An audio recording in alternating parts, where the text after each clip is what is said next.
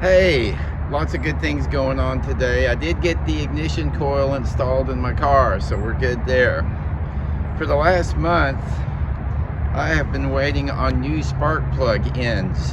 When I was putting together my spark plug wires, I messed up on the ends that go on the end of the spark plugs into the distributor. So I have been trying to get replacement ones.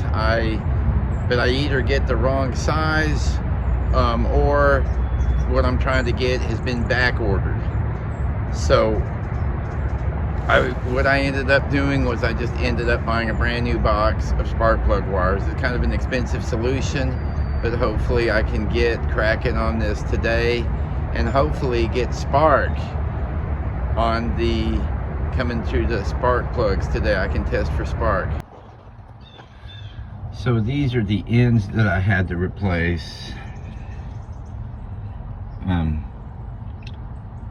to get my spark plugs to work. But all that's done now. So what I'm going to do today is drain the oil. Oil is already drained. So what I'm going to do now is going to take the oil pan off and take off the. There's some sticks that fell into the oil pan a few weeks ago, so I got to take that out. So that's pretty much what my job is going to be today. If I get done in time with that, then maybe I'll start to crank on it again and see if we can get spark to the spark plugs. Otherwise, I got to play with the distributor next.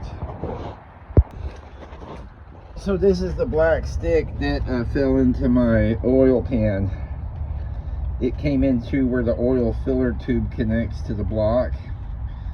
But I dropped the pan yesterday and I got a new gasket put on it and installed it back on today. So it's raining today, but later this week I'm going to refill the oil and I'm going to start figuring out how to make sure I'm getting spark to the spark plugs. So we'll see how that goes. So thanks for watching this update, and we'll let you know what happens next time.